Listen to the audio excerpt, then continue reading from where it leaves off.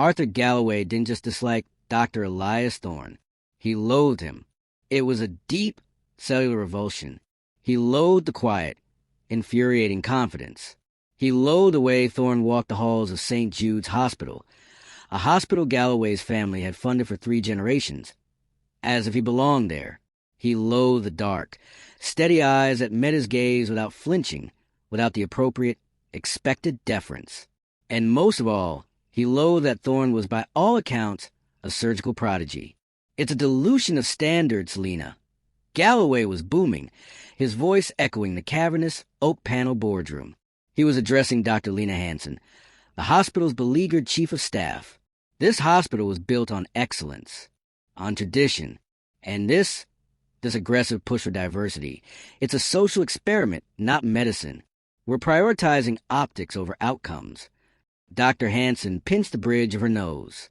Arthur, our outcomes, particularly in cardiothoracic, are the best in the country, largely thanks to the institution, Lena, not these new hires. Just then the boardroom door opened, and Dr. Thorne himself paused, holding a file. He was on his way to the OR. He was dressed in scrubs, his focus absolute. Galloway saw him and seized the opportunity. Here's a perfect example. Boy. Elias Thorne stopped. He turned his head slowly, his eyes locking onto Galloway. The room, filled with board members, went utterly, terrifyingly silent. Boy, Galloway repeated, a smirk playing on his lips. Since you're here, be useful. Fetch me a coffee. Black. He chuckled at his own wit. Oh, wait. He squinted theatrically at the ID badge clipped to Thorne's scrubs. My goodness. It says Dr. Elias Thorne, Chief of Cardiothoracic Surgery. Galloway let out a short, barking laugh. Good Lord, Lena. You've really lowered the bar, haven't you? What's next? Handing out scalpels at the door. Thorne didn't move. He didn't blink. He simply looked at Galloway, his gaze a cold, analytical instrument. My bar, Mr. Galloway, Thorne said, his voice quiet but resonating with absolute control, is a patient's arterial blood pressure during a type A dissection. Your bar seems to be measuring the melanin in a man's skin. Now, if you'll excuse me, I have a life to save. You can get your own coffee. He turned and walked out, leaving a wake of stunned silence in Galloway's face, with a turned shade of mottled, apoplectic purple. Insolence, he sputtered. That man, he'll be hearing from my lawyers. He'll be gone by nightfall. The meeting continued, but Galloway couldn't focus. He was consumed by a blinding, righteous rage. This was his hospital. His grandfather had laid the cornerstone. His money paid for machines at this affirmative action hire was now using to spout arrogance. He was still ranting 2 hours later at the post-meeting reception, a glass of champagne in one hand, a canopy in the other. It's a disgrace, I tell you. A fundamental breakdown of... And then it happened. It wasn't a sudden pain. It was a tear. A hot, ripping sensation that started in the center of his chest and radiated straight through to his back, as if a spectral hand had plunged a hot knife between his shoulder blades. The champagne glass shattered on the floor. His vision went gray at the edges. Arthur? Lena Hansen asked, her face suddenly pale. Something's wrong. Galloway gasped, clutching his sternum. He was a man who prided himself on control, but he was now drowning in a sudden, icy sea of terror. He didn't just feel bad. He felt wrong. He felt like he was coming apart. Code blue, boardroom reception. Lena screamed. A gurney appeared. Faces swam above him. He was aware of the frantic ride, the beeping, the cold gel on his chest as an ultrasound probe pressed down. He heard a young ER doctor say, "Oh God, look at the aorta. It's a complete dissection. It's blowing out. Who's on call for CT?" "Get me Hansen." Galloway managed to grit out, his voice a thready whisper. Lena was already there, her face grim. "Arthur, you have a massive thoracoabdominal aortic aneurysm. It's ruptured. You're bleeding out internally." Get me the best," Galloway panted. "Get me Dr. Peterson. From the Mayo. Fly him in. I don't care what it costs." Lena looked at him, her eyes filled with a terrible, tragic irony. Arthur, you don't have that kind of time. You don't have an hour. You have minutes. Peterson can't do this. He's not fast enough. No one is. Then who? Galloway whispered, the terror now a living thing, choking him. Who's the best here? Lena Hansen took a deep breath. The best here, the best in the country, the only surgeon on this continent who has successfully repaired the specific catastrophic rupture on this timeline, is Dr. Elias Thorne. The blood drained from Galloway's face, a feat he wouldn't have thought possible. No, he hissed. No, absolutely not. I forbid it. Get me anyone else. A resident. Anyone. Anyone else, and you're dead, Lena said, her voice flat. You'll be dead before they even get you on the bypass machine. It's Dr. Thorne, or it's the hospital chaplain. That is your choice. You have maybe 10 minutes to make it. The world compressed to a single, horrifying point. The man he had called boy. The man whose very existence was an affront to his worldview. That man was now God. And Arthur Galloway, for the first time in his pampered, powerful life, was a supplicant. Get him. He finally choked out, the words tasting like acid. Dr. Elias Thorne was scrubbing in when Lena found him. He was methodically, rhythmically cleaning his hands, his knuckles, his forearms. He'd already seen the scans. A type 2 TA rupture. A surgeon's nightmare. A beautiful, terrifying challenge. He's asking for you, Lena said, standing by the door. Elias didn't look up from the sink. He's not asking for me, Lena. He's asking for a solution. The patient is Arthur Galloway. I know, she said quietly. I was there. I heard what he said. He called me boy, Elias stated, his voice devoid of emotion. He was just reciting a fact. He questioned my credentials, my right to be here, and my very humanity. And now he wants my hands inside his chest. Elias, she began. It's the ultimate violation, isn't it? Elias continued, still scrubbing, the water hissing. For him, at least, to have his life depend on the very thing he despises. It's poetic. You don't have to do this, Lena said, though they both knew she was lying. I mean, ethically you could pass it off. The emotional distress, no one would blame you. Elias turned off the tap. He looked at her, his eyes dark and unreadable over his mask. He thinks I'm substandard. He thinks my presence here dilutes excellence. He thinks I'm a token. He's about to find out, in the most intimate way possible, what my standard actually is. He held up his hands for the surgical gown. Prep the hybrid, or get him on the table. And get his family to sign consent. I'll be there in 2. They wheeled Galloway into the hybrid operating room, a vast, futuristic space gleaming with chrome and glowing screens. It was cold.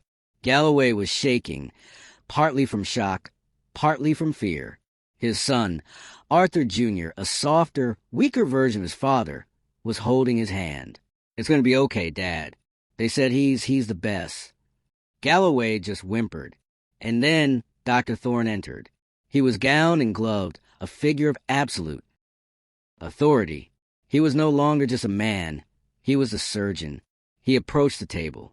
Galloway's terrified, pleading eyes met his. Mr. Galloway. Galloway whispered, his words slurred by the pre-op medication. Please.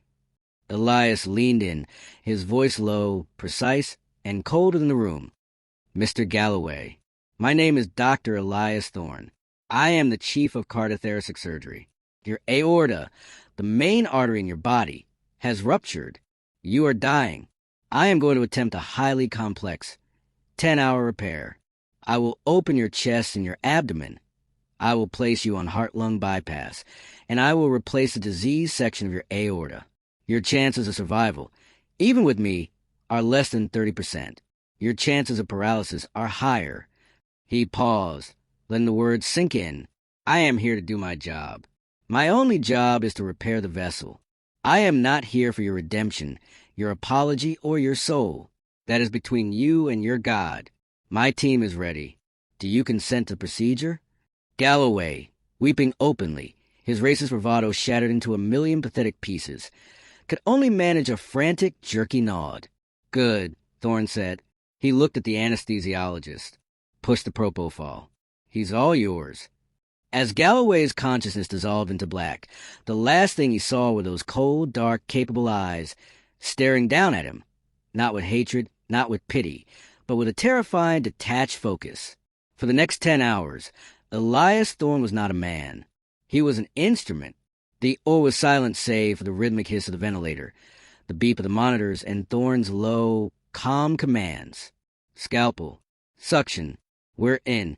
God, look at that hematoma. It's massive. He's got minutes. Let's get him on bypass. Now."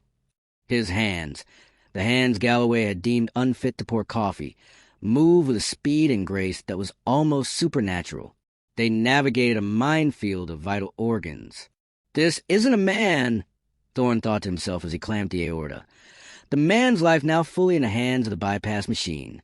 This is a problem, a complex, disease puzzle. He worked with a furious, cold precision. He saw the diseased tissue, the artery wall weak and rotten, and he thought, it's a perfect metaphor. The rot is inside him. But his hands were pure.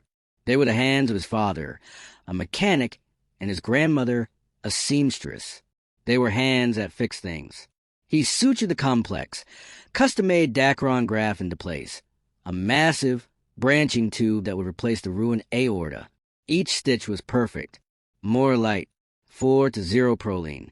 There's the renal artery. We have to save it. Careful, careful. 8 hours in a complication. An arrhythmia. The heart, which had been stopped and cooled, was struggling to restart. "He's fibrillating," the anesthesiologist said, his voice tense.